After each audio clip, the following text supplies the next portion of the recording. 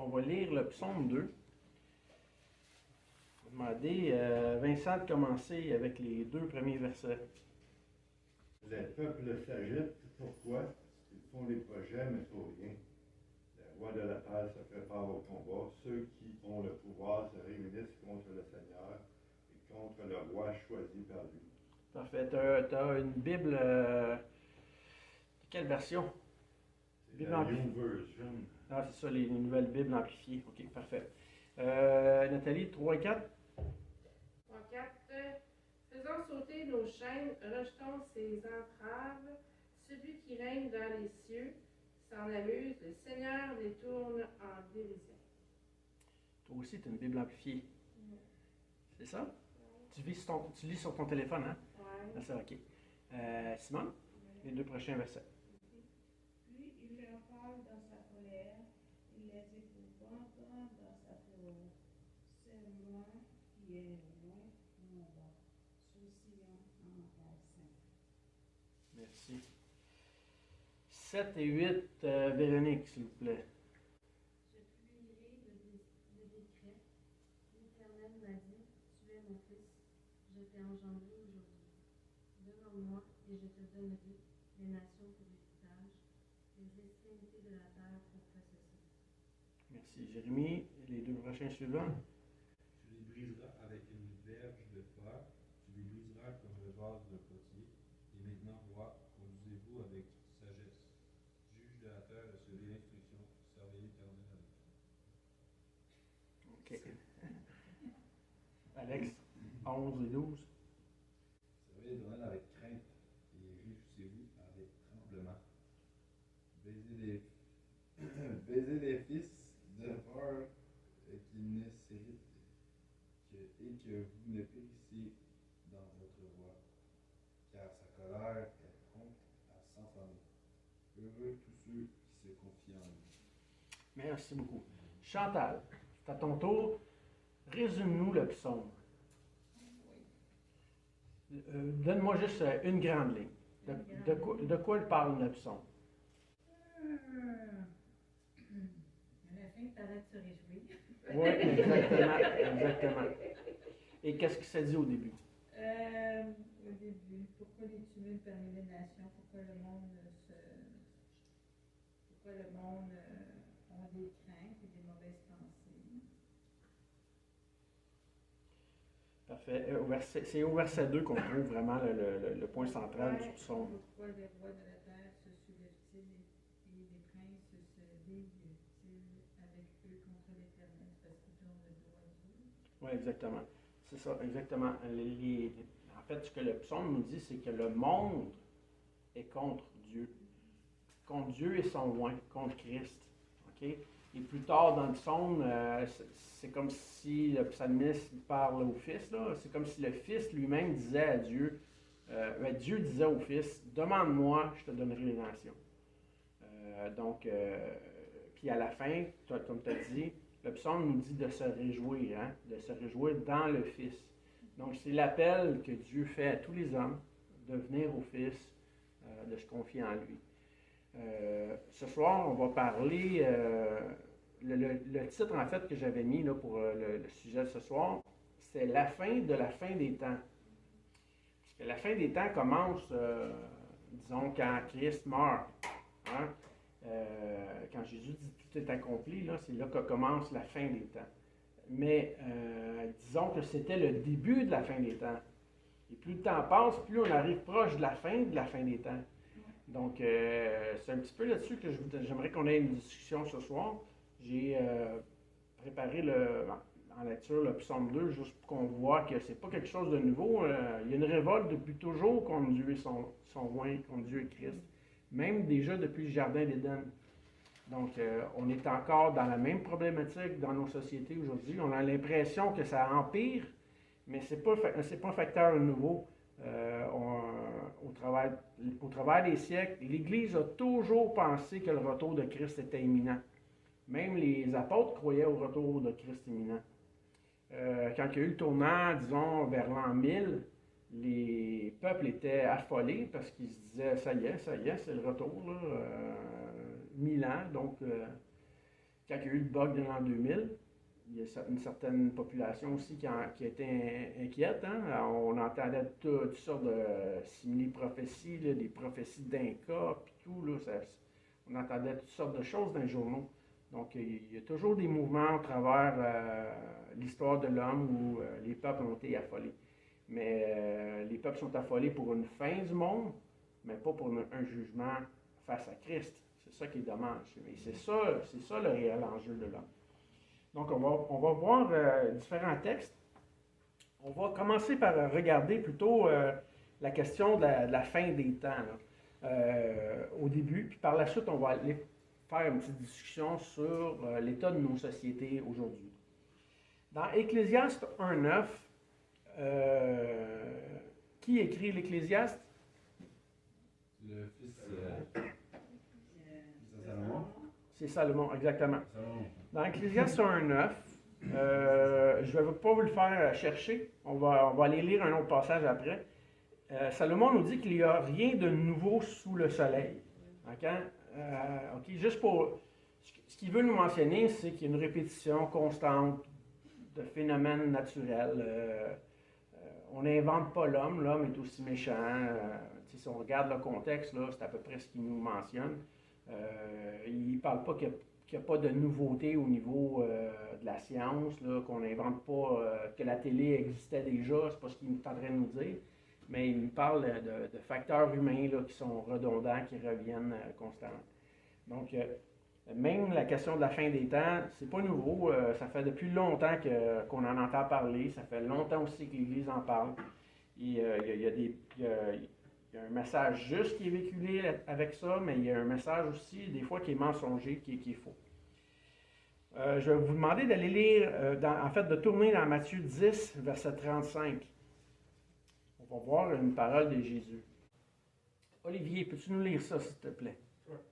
Car je suis venu mettre la division entre l'homme et son père, entre la fille et sa mère, entre la belle-fille et sa belle-mère. Merci. Donc, Jésus nous dit ça, qu'il n'est pas venu apporter l'unité, en fait, qu'il est venu apporter la division. C'est merveilleux, hein? Pourquoi il apporte la division?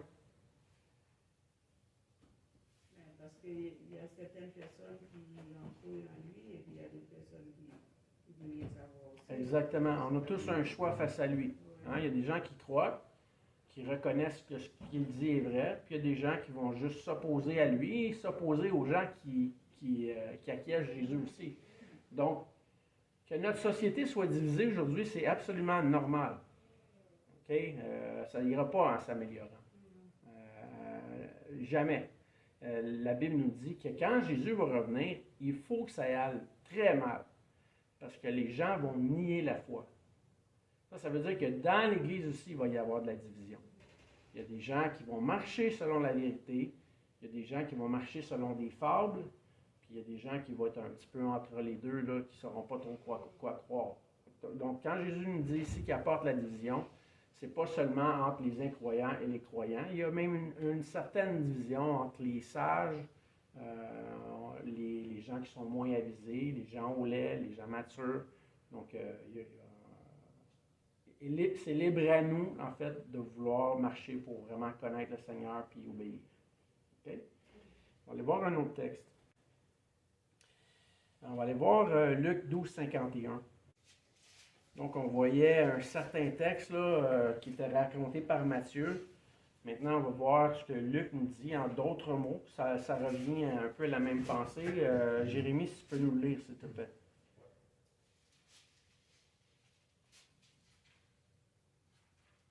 Cherchez plutôt le royaume de Dieu et toutes ces choses vous seront données par les yeux. C'est un beau verset, mais ce n'est pas celui que je voulais. Luc 12, 51. Pensez-vous que je sois venu apporter la paix sur terre? Non, vous dis-je, mais la division. Exact. Donc, c'est vraiment Jésus qui l'affirme. Jésus, il dit qu'il vient mettre la division. Hein? Il disait même que sa parole était tranchante, comme une épée à deux côtés. Là, elle séparait même entre l'os et la moelle. Donc, en fait, les sentiments, les réelles pensées. Il y a d'autres passages là, qui qui attestent la division. Si vous voulez les lire à la maison, Jean 7, 43, Jean 9, 17, Jean 10, 19, 1 Corinthiens 12, 25. Je ne vous demande pas de les retenir par cœur, mais si jamais vous regardez la vidéo, vous allez avoir déjà les textes. On va aller lire Acte 2. On va aller lire au verset 16. C'est Pierre qui parle. Il parle de la victoire de Christ à la croix. Donc, Acte 2. Acte 2, c'est le grand sermon, le jour de la Pentecôte, que Pierre effectue là, devant une grande foule et un grand nombre vient au Seigneur. Donc, on va lire à partir de 16 à 18. Véronique, tu peux nous lire ça, s'il te plaît?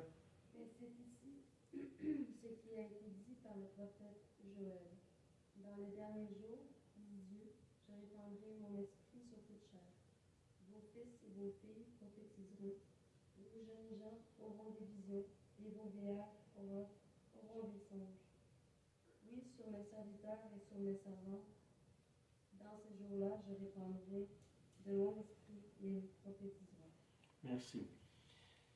Pierre, qu'est-ce qu'il affirme? Il dit, voici le jour. Hein? C'est ce qu'il dit, hein? Il ne nous dit pas, un jour viendra où vos fils auront des songes, des visions, prophétiseront. Ils disent, voici le jour. Il dit que c'est en ce moment. Donc, beaucoup de gens vont penser qu'à la fin des temps, il va y avoir des visions, il va y avoir des songes, il va y avoir des prophéties. C'est pas du tout ce que dit Pierre. Pierre, il affirme que c'est là que ça se passe. Voici ce que Dieu avait déjà annoncé dans le prophète Joël, qu'il y aurait, en fait, que Dieu ferait toutes choses nouvelles. Hein? Il répandrait son esprit sur toute chair, toute chair qui croirait en son nom. Donc, c'est exactement ce qui se passe à la Pentecôte. D'accord? Donc, il ne faut pas penser que c'est quelque chose qui est futuriste, là. C'est absolument pas futuriste, c'est même passé. Mais qu'est-ce qu'il voulait dire par les derniers jours? Ben, c'était dans les derniers jours. On est dans le temps des derniers jours. Dès que Christ meurt, on est dans les derniers temps. OK? Donc, c'est ce qu'il est en train de dire. Donc, pour lui, à son époque, c'est le début des derniers temps. Donc, on est encore dans les derniers temps. On est encore dans les derniers temps, mais on est beaucoup plus proche de la fin que du début. Oui, c'est sûr, mais est-ce qu'il n'y aurait pas encore des prophéties qui seraient faites, vu qu'on est encore dans ce temps-là? Moi, j'aimerais beaucoup. J'aimerais vraiment beaucoup qu'il y ait des nouvelles prophéties. Ça veut dire que notre Bible, il faudrait rajouter des pages. Parce que la prophétie, c'est celle-ci. Si quelqu'un dirait, « Ah, Dieu m'a montré, Dieu m'a dit », ben oui, ben vas-y mon homme, rajoute une page à la Bible. Fais-nous connaître ce que Dieu t'a dit. Le problème avec les prophéties aujourd'hui, c'est que souvent, une va contredire l'autre. Mais la parole, déjà complète, c'est le canon des Écritures. Dans l'Apocalypse, le livre nous disait de ne pas ajouter aux paroles de ce livre, hein, parce que sinon on ajouterait au fléau qui était mentionné.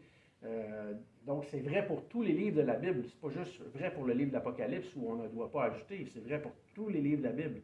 On n'ajoutera pas la Genèse, on n'ajoutera pas aux psaumes, malgré qu'on pourrait faire de très beaux psaumes aujourd'hui encore.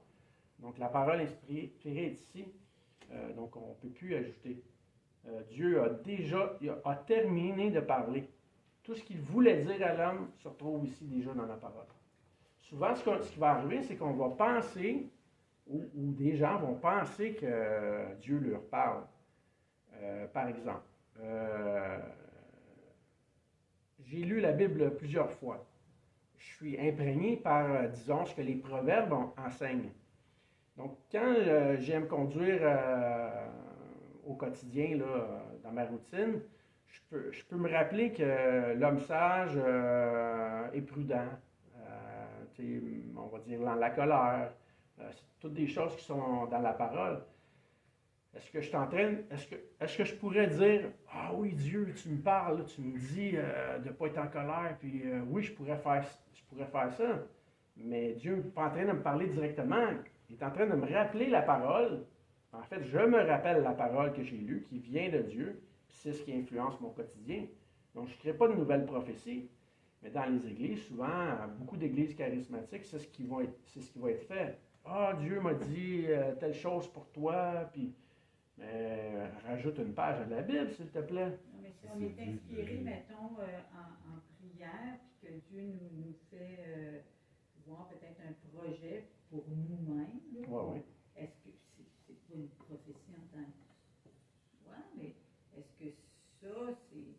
Tu sais, des fois, il y a des pasteurs qui vont dire, bon, ben, tu sais, on aurait un projet qu'on pourrait mettre en place, une vision, si on était inspiré par, on met ça en place, c'est quelque chose dans l'avenir. Est-ce que ça, c'est pas une prophétie? Non, pas du tout. Non. Ça peut être par exemple, moi, mettons, j'aurais la vision pour moi-même d'un jour de jouer du drum. J'en joue déjà, là, mais par exemple, supposons que je ne joue pas de musique, puis je dis, ah, j'aimerais ça un jour jouer du drum. Je me projette là, dans l'avenir, puis je dis, j'aimerais ça. C'est pas une vision en tant que telle, c'est comme un rêve, c'est comme un désir. Mais c'est un désir personnel, mais exact. Si c'est l'Esprit Saint qui te met quelque chose sur le cœur. Bien, si on vient à ton exemple d'un projet, comment je peux être certain que c'est un projet que Dieu dit va de l'avant? Bien, si c'est pour les biens de ceux qui sont en besoin. Exact. Donc, ça revient à la sagesse. Ça revient à ce que je connais déjà de la parole, qui pousse mes actions à faire quelque chose, pas à une nouvelle prophétie. Tu comprends? Des désirs. C'est ça, des désirs. Mais si c'est Dieu qui te parlerait, ben là, il faudrait acheter un autre page. Là. Exactement. Exactement. Et Dieu, là, il parle à tous les jours. Pas directement, mais à chaque fois que tu lis la Bible, Dieu, il parle. Exact. Si tu comprends le texte. Parce que si tu déformes le texte, Dieu n'est pas en train de te parler. Tu comprends? Mais l'Esprit peut nous inspirer. Ben, il peut. C'est sûr qu'il veut réformer nos pensées. C'était pas le sujet de mon enseignement, là, mais. C'est sûr qu'il veut réformer nos pensées. C'est sûr qu'il veut nous diriger à obéir à ce qu'il dit déjà. Ça, c'est certain. Regarde, je vais te donner un exemple. Ouais. C'était une journée où est-ce qu'on devait aller à l'aréna, puis ça commençait à presser. Le sac de hockey était pris dans la salle familiale, puis je ne pouvais pas ouvrir la porte parce qu'à l'endos que la porte ouvrait, il y avait une autre porte qui était partiellement ouverte. Fait que ça potait. Ouais. Fait que j'ai tout fait. J'ai essayé toutes les fenêtres à l'extérieur. J'ai essayé avec quelque chose pour passer dans le passé. Il n'y avait rien qui passait. Puis là, je me suis vue dans la porte, puis j'ai dit Seigneur, faites quelque chose parce que ça me prend une sac. Ouais. Puis là, d'un coup, j'ai été inspirée. Défais le cadre de porte. Puis c'était sur ça, là. Défais le cadre de porte. Puis c'est pas moi, là. Je suis pas manuel comme ça pour 2 scènes. Puis il y en avait un des jeunes à côté de moi. J'ai dit, va chercher un tournevis à maman. Moi, chercher un tournevis. Je savais même pas ce que je faisais. Je savais même pas qu'est-ce que ça aurait pu donner, mais j'ai dit, c'est tellement fort, défaire le cadre de porte, que j'ai défait le cadre de porte. Puis en défaisant le cadre de porte, j'ai vu que j'avais accès à Mais écoute, je te dis pas que ça t'est pas arrivé. Ce que je te dis, c'est que tout un coup, tu sais que ça s'installe un cadre de porte. Non, mais tu sais moi, que je suis pas bonne. non, mais tu sais que ça s'installe un cadre de porte, comme ça s'installe une porte. Dans ta tête, tu avais tout remué les situations, puis là, tout d'un coup, tu te dis, ça t'est venu à l'idée, de faire le cadre de porte. On ne peut pas dire que c'est inspiré, on ne peut pas dire que c'est... Ben, j'ai demandé à Dieu. C'est parfait. la minute que j'ai demandé à Dieu. Ça ne veut pas dire que Dieu ne répond pas aux prières. Ben oui, c'est ça. Oui, mais ça ne veut pas dire que c'est Dieu qui a inspiré. Non. Ben non. Il t'a déjà donné l'intelligence pour déduire d'un paquet de choses. Il t'a guidé. Oui, il t'a guidé. Il t'a sûrement guidé. Mais il est toujours là. Regarde, je te donne un autre exemple. Je t'ai pas oublié, je vais revenir. On prie souvent pour les malades. Hein, les gens qui ont besoin d'être opérés, là, on prie pour les médecins. Seigneur, donne-leur la sagesse. Est-ce que Dieu peut leur rappeler encore ce qu'ils ont déjà appris? Certainement, mais si le médecin n'a jamais rien appris, c'est sa première opération, puis il ne sait pas ce qu'il fait, là, on dit, vas-y, toi, sois chirurgien. Mais il ne connaît rien. Pensez-vous que Dieu va vraiment guider sa main? bien plus de chances qu'il aille vers l'erreur qu'il aille vers le succès. Dieu va se servir de notre intelligence pour nous guider, pour nous amener à bon port, pour nous amener à quelque chose de certain qu'on est capable de bien accomplir. Mais il ne se servira pas de situation à l'improviste. Mais moi aussi, là, des fois, à la job, genre, je vois aucune manière que ça pourrait bien fonctionner ou possiblement, tu sais, je vois pas beaucoup d'options, puis tout à coup, j'ai une bonne idée, puis ça marche. J'ai dit merci Seigneur, mais tu sais, c'est juste une bonne idée, mais c'est le Seigneur qui peut guider des bonnes Moi, idées. les cadres de porte, les tournevis, là, je suis zéro. Mais il y a une différence entre avoir une idée sur quelque chose ou quelque chose qui débloque avec une prophétie, une nouvelle prophétie. C'est totalement deux affaires différentes. Totalement deux affaires différentes. Moi, je me dis, c'est le Saint-Esprit qui m'a guidé, qui m'a parlé. Moi, j'ai pas entendu la voix, enlève le corps de porte. Exactement. C'était spirituel. C'est très... passé, mais les instructions étaient très, très claires. C'est très possible. C'est très possible. C'est très possible, ouais. Ça peut être une déduction, ça peut être Dieu qui te rappelle ce que tu as déjà appris, ça peut être l'intelligence, ça peut être plusieurs facteurs. Là. Je vais y aller avec Olivier parce qu'il est très patient.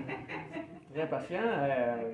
Je me souviens d'un jeune homme qui était ici en avant qui disait ben moi, je ne veux pas le dire trop fort, mais je suis humble. Là, tu viens de me prouver que tu es humble, en tout cas. Vas-y, c'est à toi. Je suis en train de depuis tantôt, je pense, je me dis, tu parles d'inspiration de ça, d'après ça que j'ai bien compris. Mettons que là, je vais donner un exemple complètement fou. Là. Mettons que je suis divinement inspiré de brûler tous les bâtiments proches de chez nous. Je suis divinement inspiré. Il y en a dans cette situation-là, malheureusement. Justement, c'est le côté spirituel est fort, autant positif que négatif. Oui, exactement. J'ai vu ça. Exactement. J'ai déjà pensé à ça plusieurs fois. Puis comment que j'ai vu ça, c'est que penser que tu es divinement inspiré, c'est juste toi qui le penses. Ça, c'est mon opinion à moi. Je ne sais pas que c'est souvent Bible. Sinon, il faudrait ajouter une page, justement. Oui, c'est ça, exactement. L'ennemi nous envoie beaucoup de pensées. Oui, ça, c'est pas divinement inspiré. C'est pas nécessairement de nous, là. On est projeté avec plein Exactement. de... Quand on a des tentations, des fois, là, c'est, je veux dire, c'est juste une pensée qui nous est venue dans la tête. Mais est-ce que c'est vraiment Satan qui nous envoie une pensée à chaque fois? Et Satan est juste à une place à la planète. C'est-tu drôle qu'on a tous des mauvaises pensées dans la même semaine? Il y a une panoplie d'anges qui nous Fait que c'est pour ça que je vous dis souvent, c'est des choses qu'on connaît déjà. On connaît déjà par intuition, on l'a déjà vécu, on l'a déjà expérimenté. Puis finalement, c'est plus notre sagesse ou notre intelligence, ou même des fois notre folie qui nous pousse à agir. Donc, il y a un fou à Montréal qui est rentré dans une garderie. C'est vrai. Lui, il a été inspiré. écoutez,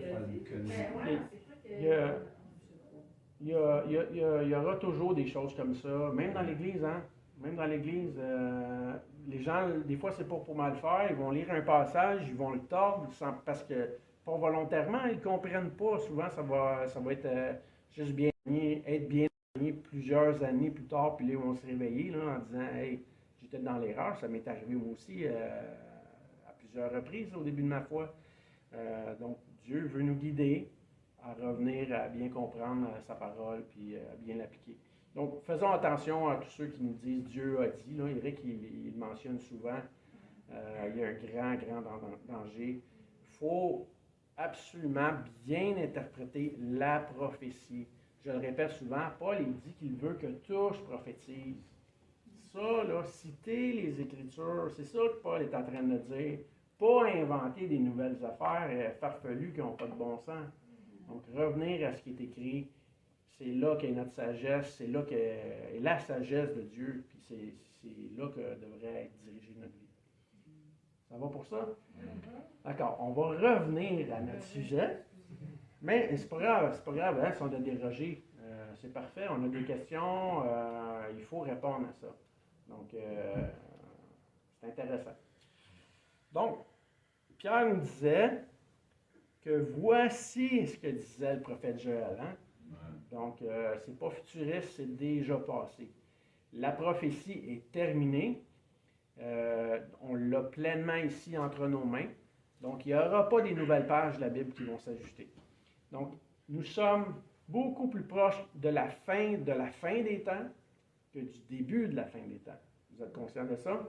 On est beaucoup plus proche de la fin du Milan, de ce qu'on a vu dans l'Apocalypse, le Milan symbolique, là, qui n'est pas Milan ferme, que du début. Donc, Christ revient un jour. Il pourrait revenir dans 50 000 ans encore. Mais la seule raison pour laquelle Dieu tarde, c'est parce qu'il veut qu'aucun ne se perde. Il veut vraiment sauver les hommes et faire en sorte que chacun puisse l'adorer et être réconcilié. Donc,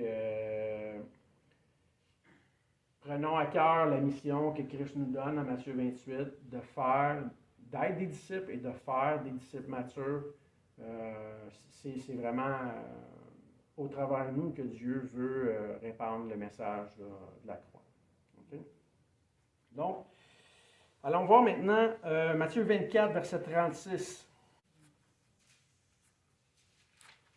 On avait déjà étudié le texte de Matthieu 24 dans la leçon sur l'herméneutique, vers la leçon 7, si je ne me trompe pas, 7 et 8. Donc, si jamais vous voulez voir le texte en détail, c'est disponible. Par contre, on avait arrêté au verset 35 dans notre étude sur la question de la destruction du temple. Là, ici, Jésus nous parle de son retour. Il nous dit, « Pour ce qui est du jour et de l'heure, personne ne le sait, ni les anges des cieux, ni le Fils, mais le Père seul. » Jésus disait qu'il ne savait pas le moment de son retour de son vivant. Donc maintenant que tout est accompli, maintenant qu'il est ressuscité, maintenant qu'il est auprès du Père, moi je crois qu'il sait le moment de son retour. Mais au moment où il était avec les 11, avec les apôtres, il nous dit qu'il ne le savait pas. Seul le Père le savait. Il devait dépendre du Père. Au verset 37, il nous donne un bon aperçu de ce qui va être à la fin de la fin des temps. Pas seulement au début. Oui, au début, mais surtout à la fin. Ce qui arriva au temps de Noé arrivera de même à l'avènement du Fils de l'homme. Car dans les jours qui précédèrent le déluge, les hommes mangeaient et buvaient, se mariaient et mariaient leurs enfants, jusqu'au jour où Noé entra dans l'arche. Ils ne se doutèrent de rien jusqu'à ce que le déluge vînt et les emporta tous. Il en sera de même à l'avènement du Fils de l'homme. 2 hommes seront dans un champ, l'un sera pris et l'autre laissé. De 2 femmes qui moudront à la meule, l'une sera prise et l'autre laissée. Donc, il nous parle encore d'une division. Il y a des gens qui vont rester pour le jugement, pour la destruction de la terre, et que d'autres vont être enlevés. Donc, l'Église. Comprenez-vous? Parfait. Donc, il parle réellement de son retour futur. OK? Donc, la fin des temps. Ça va pour ça? OK. On avait vu dans le psaume 2 que Chantal nous a bien résumé qu'il y avait la volonté des hommes d'être pour le Fils ou contre le Fils, d'être pour la volonté du Père ou pour la volonté de Satan. On est dans un monde où il y a encore les mêmes facteurs aujourd'hui. L'homme naturel est pécheur, il ne veut pas venir à Dieu. Aucun de nous n'a voulu venir à Dieu. Dieu nous a tous attirés et éventuellement on a été capable de prendre une décision. Mais de nous-mêmes, personne ne serait venu à Dieu. Si on a pu venir à Dieu, c'est à cause du travail du Saint-Esprit en nous qui nous a guidés, qui nous a attirés au Père, qui nous a convaincus de péché, de justice et de jugement. Donc Dieu est le héros même de notre salut. Oui, on a choisi, mais on a choisi simplement parce que le Père nous a convaincus. Tout ce qu'on a fait, c'est qu'on a attesté ce que Dieu a déjà dit. Donc, il est le héros de notre salut. Le Saint-Esprit est vraiment merveilleux. Donc, on peut le remercier pour ce qu'il a fait pour nous. Dans 1 Corinthiens 1, au verset 18. Je vais vous inviter à tourner. Dans ce passage-là, on a vraiment une exposition sur l'Évangile. Romains 1, entre autres, va nous dire que beaucoup ne se sont pas souciés de connaître Dieu et Dieu les a livrés à leur sens réprouvé pour qu'ils commettent des actions indignes. Donc c'est un petit peu dans le même sens. Simone, est-ce que tu veux nous lire le texte, s'il te plaît? 1 Corinthiens 1, 18 et 19. Excuse-moi, tu vas nous lire jusqu'au verset 23. Car la prédication de la croix est une folie pour ceux qui périssent, mais pour nous qui sommes sauvés, elle est une puissance de Dieu. Ainsi est-il écrit, je détruirai la sagesse sans les sages, je anéantirai l'intelligence sans les intelligents. Où est le sage? Où est le scribe? Où est le disputeur de ce siècle? Dieu n'a-t-il pas convaincu de folie la sagesse du monde? Car puisque le monde, avec sa sagesse, n'a point connu Dieu, mais la sagesse a de Dieu, il a plu à Dieu de sauver les croyants par la folie de la prédication. Les Juifs demandant des miracles et les Grecs cherchent la sagesse. Je continue? Oui, 23, s'il te plaît. Ok, nous prêchons Christ crucifié, scandale pour les Juifs et folie pour les païens. Merci. Donc, quand Dieu dit ici où est le sage, où est le disputeur, il ne dit pas qu'il n'y a plus de sagesse. Là. Il y a réellement, il peut y avoir de la sagesse parmi les hommes. Le problème est qu'il y a des gens qui se croient sages au détriment de ce que Dieu dit. Donc, c'est là, ici, le problème. Donc, Dieu a, par la prédication de la croix est une folie pour ceux qui périssent, pour ceux qui se pensent sages au-delà du message que Christ apporte. Donc, c'est vraiment triste, là, mais encore comme on disait il y a quelques minutes, chacun a un choix devant Dieu d'attester le Fils ou simplement de le nier. Je pense que c'est Romains 1,16. Peu importe. Il y a un autre passage qui dit que plusieurs n'ont pas voulu croire au message de la croix. C'est Romains 10,16. Tiens, on va aller le lire tant qu'à y être. C'est quelques pages juste avant. Romains 10,16 nous dit « Tous n'ont pas obéi à la bonne nouvelle. Aussi, Ésaïe dit-il, Seigneur, qui a cru à notre prédication? » Donc, Ésaïe a réellement annoncé le message de la croix en son temps, et les gens n'ont pas voulu croire. C'est la même chose encore aujourd'hui. Beaucoup ne veulent pas croire. Ils vont blâmer Dieu de dire Dieu est fou. Ça n'a aucun sens. Ils vont dire Dieu n'a pas de sens. Mais c'est simplement parce qu'ils ne veulent pas croire. Dieu leur a donné tous les éléments logiques pour qu'ils puissent se repentir, mais ils refusent. Donc, c'est un peu triste, là. C'est ce que nous dit Romains 1, que j'ai cité tantôt, là. Les gens n'ont pas voulu croire, donc Dieu les a livrés à leur sens réprouvé pour connaître des actions indignes. Donc, c'est presque, pour certains, c'est presque un non-retour possible, là. Comme Pharaon, ils sont tellement endurcis eux-mêmes que Dieu les a simplement laissés aller à leur folie. Et il a essayé à plusieurs reprises de les reprendre, puis ils n'ont pas voulu. Donc, c'est triste, mais c'est ce qu'on appelle des hommes déchus, là. Chacun peut venir à Christ jusqu'au dernier moment de sa vie, mais il y a des gens pratiquement qu'on se dit, lui, c'est pratiquement impossible. Donc, c'est seul le Saint-Esprit pratiquement qui peut changer un homme comme ça, là. Plus on vieillit, plus ça devient difficile de venir à Christ parce qu'on s'est créé tellement de raisonnements à un moment donné que même à l'article de la mort, souvent les gens vont continuer de s'entêter puis de nier Dieu. Donc, oui, Simon. Oui, mais moi, il y a une chose que j'observe aussi, je remarque maintenant depuis un certain temps, il y a de de moins en moins des gens qui sont des croyants. Même les gens aussi avant qui allaient à l'église. Moi, j'ai des gens qui sont proches maintenant qui ne vont plus à l'église, et puis surtout avec la COVID aussi. Il laisse ça sur le dos de la COVID, puisqu'il restait à la maison, il continue à rester à la maison, et puis il ne plus aller à l'église. Donc, c'est triste. Oui, on est dans un temps troublé. On le voit même, comme tu mentionnes, même dans l'Église. Il y a des gens qui ont cru des fondements de foi et ils ont mis ces fondements-là de côté. Peut-être que ces gens-là n'ont pas réellement professé Christ non plus. Donc, le Saint-Esprit nous ramène toujours à revenir au Fils. On en parlait avec Vincent tantôt. Hein? Des fois, on peut s'éloigner pendant longtemps. La petite voix à l'intérieur, quand on est né de nouveau, là, elle ne s'éloigne pas. Elle nous ramène toujours au Fils. Elle veut toujours nous ramener à la vérité. Donc, gloire à Dieu là, pour son esprit qui nous convainc et qui jamais nous abandonne.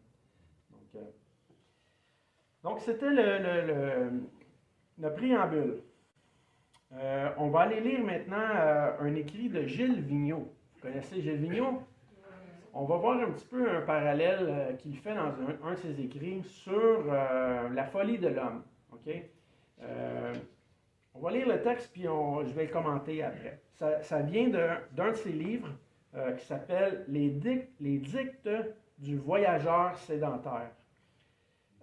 Donc, voici ce qu'il dit au sujet d'un roi. Donc, son texte s'appelle « Le roi ». Il dit ceci. Et c'est pas éthique, là, c'est pas littéral, mais on va comprendre son idée. Lorsqu'il ne restera plus qu'un roi dans le monde, on eut grand peur qu'il ne voulût dominer la terre, et pour protéger l'idée de république universelle, on l'assassina. Donc, c'est figuré ce qu'il dit. Il dit, il restait seulement un homme, et par peur qu'il domine la terre, on l'assassina pour protéger la République universelle. Il continue en disant, mais c'était pure politique et on le lui prouva. Sitôt mort par des obsèques internationales. Partout dans le monde, ce furent des cortèges avec landaux, bannières, cloches et cantiques. La messe dite, chacun s'en retourna chez soi avec sa petite idée derrière la tête en criant « Vive les républiques !» Au même moment, derrière un vieux hangar, des enfants jouaient à se réunir en conseil pour désigner le successeur au trône. Donc, en même temps que parmi les hommes, certains veulent un roi, il y a des gens qui veulent une république. Et ça, c'est comme ça, des systèmes comme ça qui se répètent là, au travers des siècles.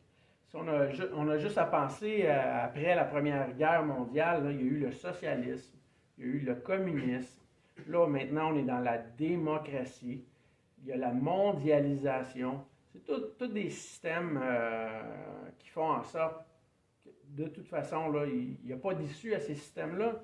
L'homme est tellement méchant que peu importe si on le place dans une situation ou dans l'autre, il va toujours chercher son propre intérêt, il va toujours chercher à dominer. L'homme a cherché à dominer sous le socialisme, a cherché à dominer sur le communisme. Les deux systèmes sont tombés justement parce que l'élite écrasait le peuple. C'est la même chose encore avec la démocratie aujourd'hui. La démocratie a parti sur une bonne intention. On voulait aider les hommes à avoir plus de moyens. Donc, quand les hommes étaient faibles, ils n'avaient pas de moyens, on disait le gouvernement va pallier et va leur donner un coup de main à pouvoir, disons, faire des routes, entre autres. Et quand le gouvernement a eu plus de pouvoir, bien là, il a écrasé le peuple, il a demandé plus d'impôts et finalement, il n'y a plus de démocratie, c'est dirigé par une élite. Donc, c'est un peu ce qu'on va voir dans les prochains points. On va essayer de comprendre dans quel monde on vit, pourquoi on a l'impression que le peuple s'en va toujours vers quelque chose de pire en pire. Et on va faire un petit peu le lien avec ce qu'on a vu déjà avec le psaume 2. OK? Donc, je pense que Gilles Vigneault avait quand même bien résumé. Là. C'est un beau texte songé qu'il avait écrit.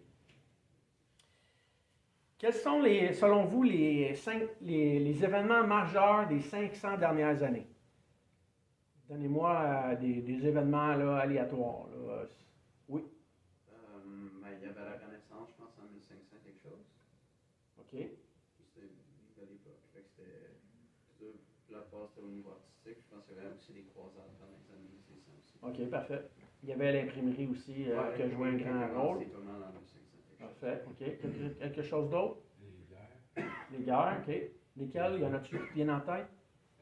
Deuxième, puis la première, je sais pas, la transit. OK, parfait. En tout. Il y a eu plein de guerres, hein? Ouais, Ça, c'est les plus connus, là, parce que ça impliquait beaucoup de pays. Mais il y en a plein de guerres, il y en a eu toujours, hein? la pandémie. Oui, on va y revenir. Vas-y. On a eu l'ère, après la Renaissance, je pense qu'on a eu l'ère industrielle. C'était pas mal plus en Angleterre, je pense. Ça. OK. Mais ça a commencé au début des usines. Puis justement, tu travailles un petit peu comme on connaît le shift de notre assemblée. Parfait. OK. Quelque chose d'autre, Simone? Les révolutions industrielles, justement, le moteur à vapeur, l'avion automobile, après ça, ça a été le transistor. OK. Puis là, ben, c'est la robotique. Donc la science qui a pris un essor là, à grande Puis là, échelle. avec la quatrième révolution industrielle. Clochefort qui a écrit un livre là-dessus. OK. Oui. Simone? On avait le 11 septembre aussi. Il y Le 11 avait septembre. pas mal de monde. OK, parfait. Qu'est-ce qui est frappant dans le 11 septembre, au-delà de la tour? Là? C'était quoi le conflit? Mais moi, depuis le 11 septembre, c'est comme si, bon, il y a le cellulaire qui vient plus à la portée de la main, après le 11 septembre. Et puis Non, c'est mais comme au 11 septembre en tant que tel, quel était le conflit? ben, il y a le conflit, Oui. mais c'est la guerre. La guerre de... L'Irak et les Américains, et puis avec Ben Laden, toutes ces affaires-là. Moi, je me rappelle à l'époque, c'était Jean Chrétien qui était au pouvoir quand Bush était venu pour lui demander d'aller en guerre avec lui. Il dit, moi, je ne veux pas aller pêcher avec quelqu'un, puis c'est moi qui vais devenir le poisson. OK. Donc, il y avait un clash entre deux idéologies. Une nation islamiste, extrémiste, disons, parce que c'est bon, faut pas mettre ça sur le dos de tous les islamistes, là. Et il y avait, disons,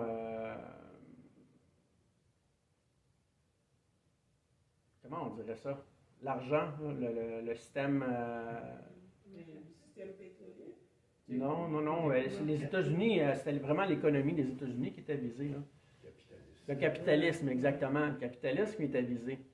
Et les injustices, là, qu'on a mentionnées, entre différents peuples, les États-Unis qui se sont mêlés de conflits à l'autre bout du monde. Là. Donc, il y a ça. Est-ce qu'il y avait d'autres situations? Oui, Chantal? OK, parfait. Donc, encore une conquête spatiale. Véronique? Tu lèves ta main ou... non? Oui.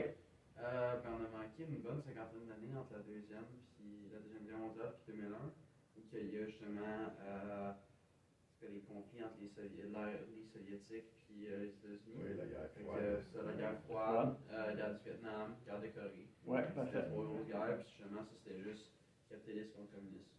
Exactement. Au 15e siècle, à partir du 15e siècle, il y a eu ce qu'on appelle la réforme. Hein? Et donc, il y a eu beaucoup de gens qui sont allés vers une idéologie religieuse. Qu'est-ce qui est arrivé en 1796? Est-ce que quelqu'un se souvient de ça? C'est en Europe. C'est en France. Est-ce que ça vous dit quelque chose, les Lumières? Oui. Ça vous dit rien, les Lumières? Vous ne connaissez pas les Lumières? Les Illuminés. Dans les, disons, dans les 500 dernières années, moi, je trouve que l'événement majeur, c'est les Lumières. Le peuple français qui a décidé qu'il mettait Dieu de côté pour faire valoir la science de l'homme, le grand savoir de l'homme. Finalement, on n'avait plus besoin ni du protestantisme, ni du catholicisme. Il y a beaucoup de gens qui ont été persécutés. Il y a des gens qui sont venus ici en Amérique justement parce qu'ils étaient persécutés là-bas. Donc, chez les Français, il y a eu une grande révolution. Donc ça, c'est un événement majeur. Qu'est-ce qui est arrivé en France dernièrement? Disons, avant ce qu'on appelle la pandémie. Qu'est-ce qui est arrivé en France? Les gilets jaunes, exactement. Qu'est-ce que ça nous apprend, les gilets jaunes? Ça a duré longtemps, hein? Qu'est-ce que ça nous apprend, les gilets jaunes? Pourquoi? Pourquoi les gilets jaunes? As-tu la réponse? Non, j'ai une question. OK, bien, on va juste finir là-dessus, puis on revient à la question. Pourquoi les gilets jaunes? Je pense qu'il voulait faire une manifestation, mais je ne me rappelle pas c'était pourquoi. Parfait. Si on y va vite, là, on peut dire qu'il y avait une intention du peuple de se révolter contre des ordres qui venaient du gouvernement. Hein? Et les gilets jaunes ont été défaits.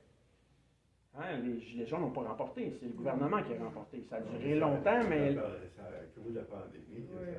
la pandémie a un peu mis fin à ça, mais les gilets jaunes n'ont pas remporté. Tout ce qu'on a vu, c'est que les forces policières usaient même d'injustice pour rabrouer le peuple.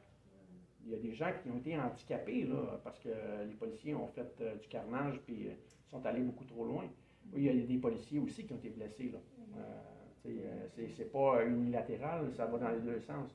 Mais les Gilets jaunes font un peu contraste à ce qui est arrivé en 1796 avec les Lumières. Là, tout d'un coup, les Lumières, tout le monde était unanime à dire on met la religion dehors, même si on la permet. Mais avec les Gilets jaunes, là, c'est le gouvernement qui rabrouait le peuple et qui laissait passer ses seules idées. Donc, même si le peuple en 1796 pensait avoir des bonnes idées, il y a eu des répercussions à ça. Et ça se reflète encore jusqu'à aujourd'hui. On parle de mondialisation aujourd'hui. Hein? La mondialisation, c'est une bonne chose. C'est une excellente chose. Si on regarde la vie, par exemple, de Marco Polo. Marco Polo voyageait au travers le monde pour aller chercher des épices à l'autre bout de la planète pour pouvoir les ramener. C'était des intentions nobles, il faisait du commerce, il gagnait sa vie, mais il a apporté quelque chose de bénéfique de loin pour le faire connaître dans son pays. La mondialisation va vraiment trop loin quand elle divise les classes sociales. La mondialisation va faire en sorte souvent qu'on va exercer un rapport de dominant et de dominé. Quand le dominant sert le plus faible, il n'y a pas de problème. Mais quand le dominant cherche juste à augmenter son pouvoir sur le dos de celui qui le domine, là, ça devient une mondialisation malsaine. Et c'est dans cet aspect-là qu'on est en train d'entrer là, tranquillement. Et de plus en plus, les classes sociales sont divisées et malheureusement, ça a un grand impact. Je te laisse avec ton commentaire de tantôt. Ce que je vais demander, c'est quoi qui s'est passé? C'était quoi les gilets jaunes, puis c'était quoi qu'ils étaient censés faire? Parce que moi, je n'ai pas suivi l'actualité. C'est trop loin dans ma tête, je ne pourrais pas te répondre précisément. Là, j'ai oublié vraiment c'était quoi la cause du conflit. Je peux faire des recherches là-dessus au pire. Oui, exactement, mais c'était principalement, il y avait l'aspect de la mondialisation là-dedans là, qui était contesté. On va parler tantôt de différentes personnes sur la Terre, mais on va arrêter bientôt même. Là. On gardera le sujet pour une autre fois.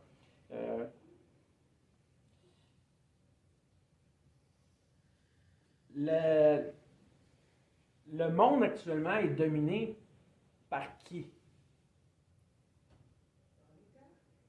Par l'État? OK. Lequel?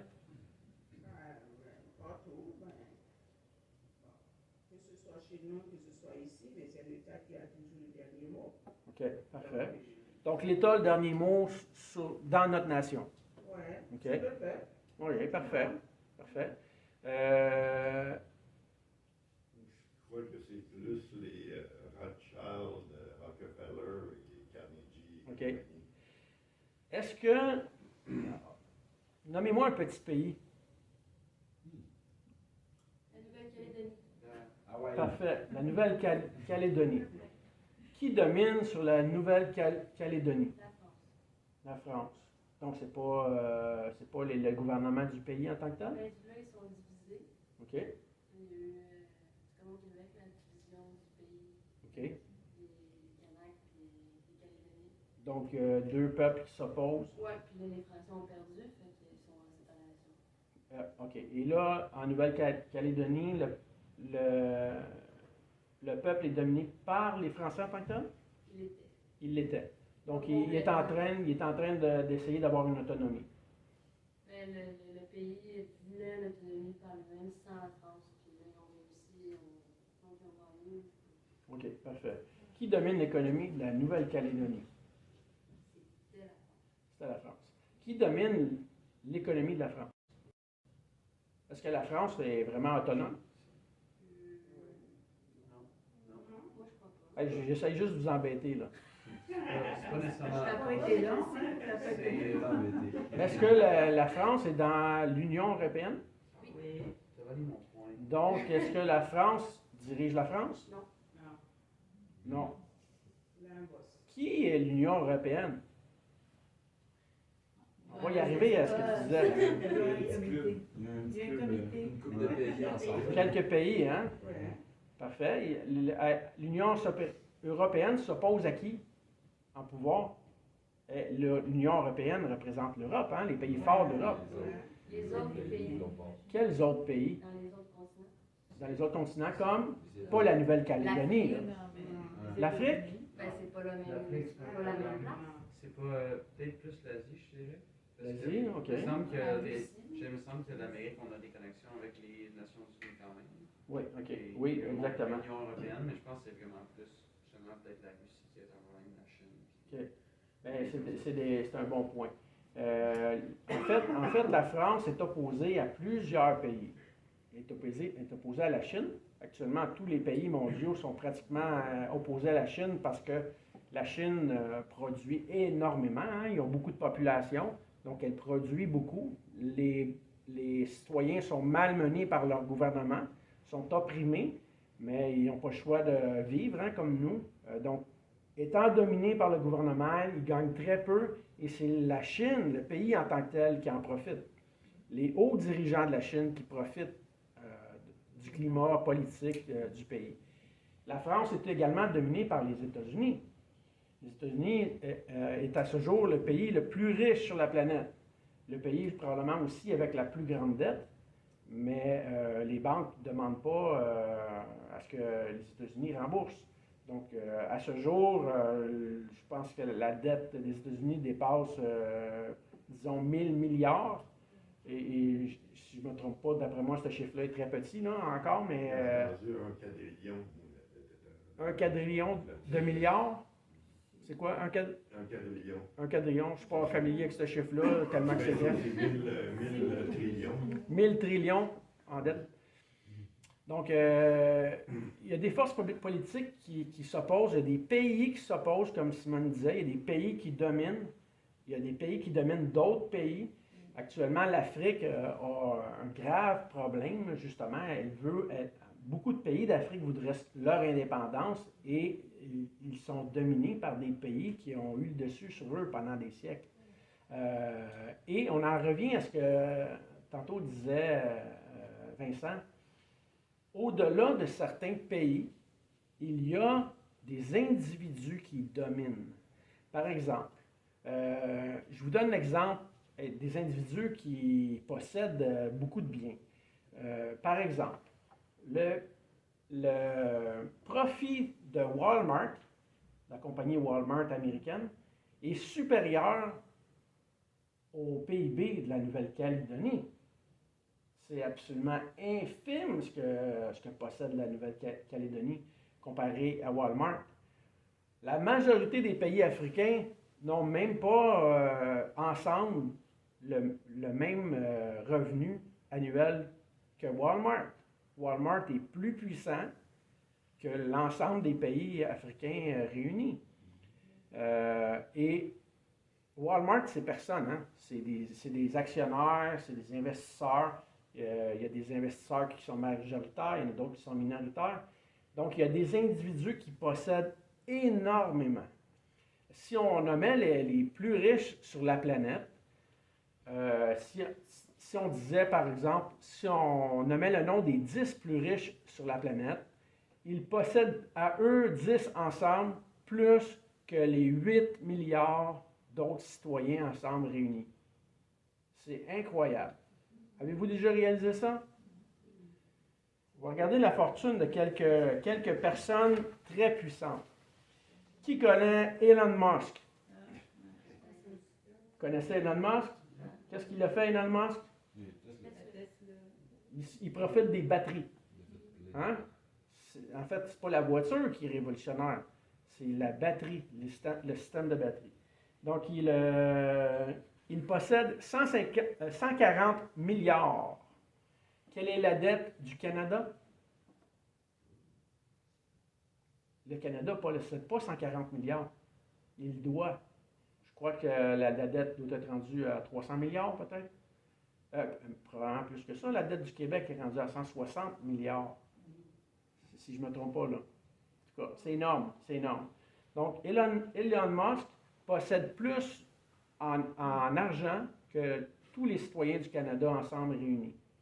140 milliards. Qui connaît Mark Zuckerberg? Vous connaissez, hein? C'est le propriétaire de Facebook. C'est un des plus pauvres parmi les plus riches. Il ne possède que 81 milliards. Et il a été convoqué par les États-Unis il y a quelques années, si vous vous souvenez, pour sa gestion de Facebook. Si vous vous souvenez, hein?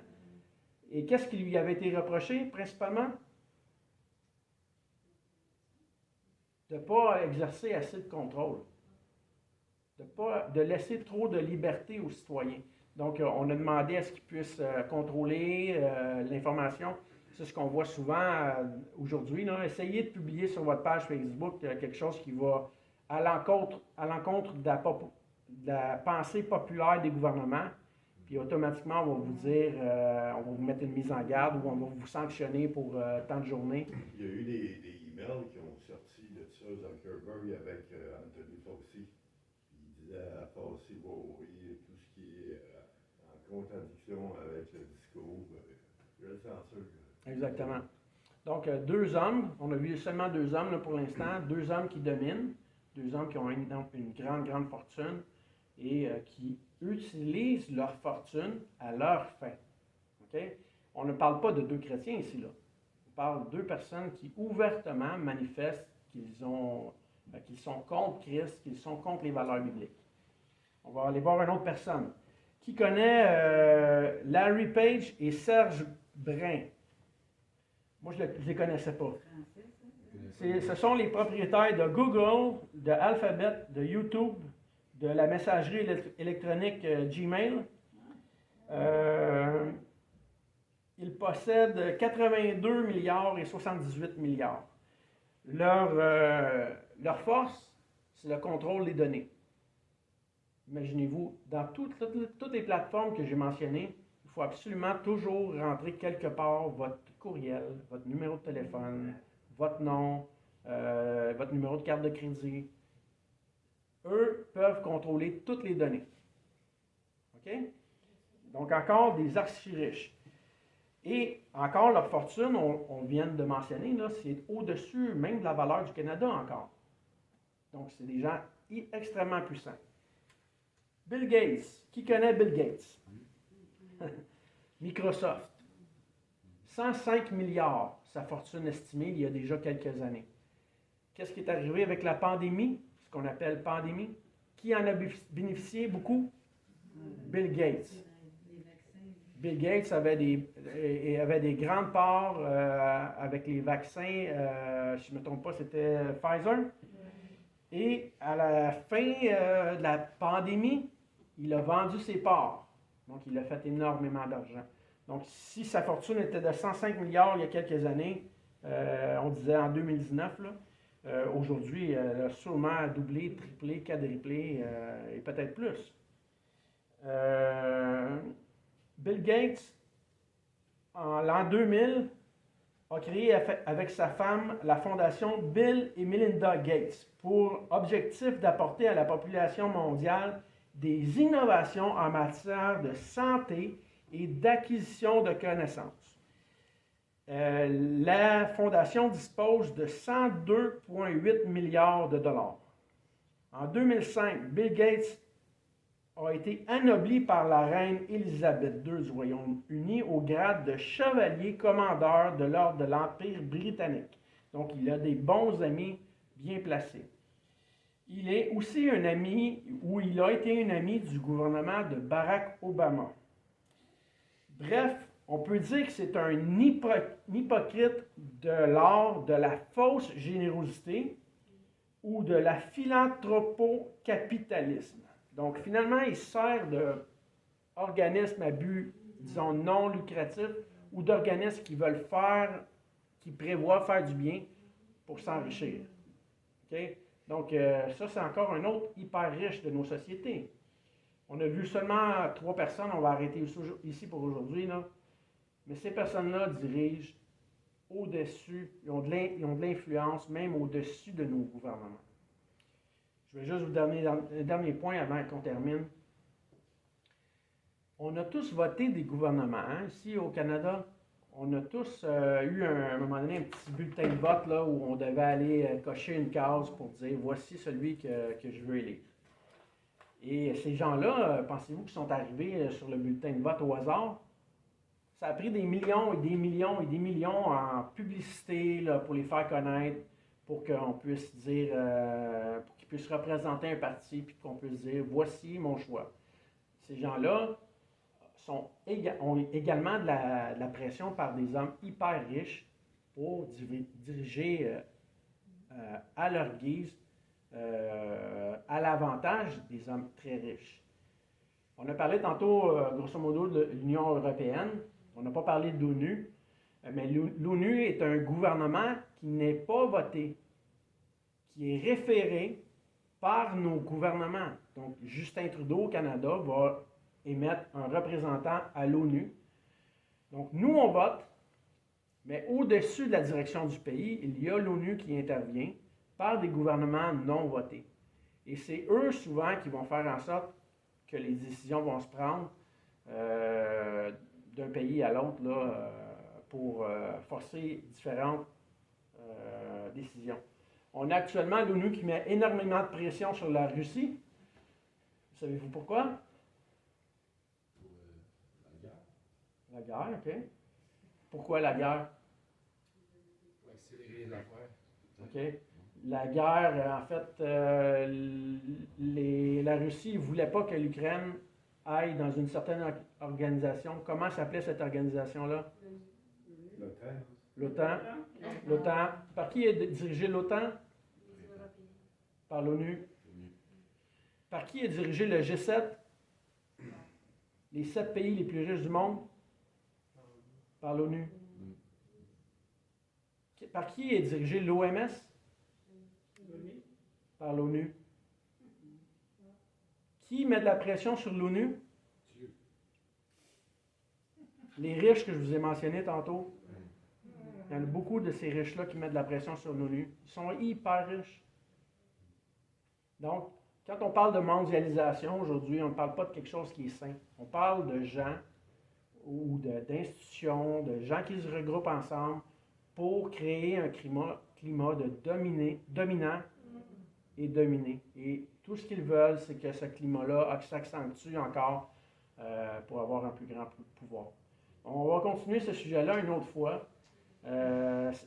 C'est différent de ce qu'on parle souvent directement de la Bible, mais ça tourne quand même aux mêmes idées. On est dans les temps de la fin. On va arriver à un moment donné à la fin des temps de la fin. Et plus ça avance, plus on regarde notre monde, plus des fois on est découragé, mais il faut comprendre dans quel monde on vit, puis quelles sont les choses qui nous entourent. Ça va nous aider. Bien comprendre le climat va nous aider à bien diriger notre vie, puis à être sage dans tout ça. D'accord? Donc on arrête ici pour aujourd'hui. Prochaine fois, on continuera la liste des hommes très très riches, puis on regardera leur influence. Vous allez voir que c'est vraiment frappant, là. Plus on avance dans la liste, plus on se rend compte qu'en bout de ligne, on est des petits pions là, Donc, vous avez un numéro d'assurance sociale. Tenez-y. Donc, mon dernier commentaire était gratuit, là. On va passer par-dessus. Donc, on va prier. OK? Olivier, veux-tu prier, s'il te plaît?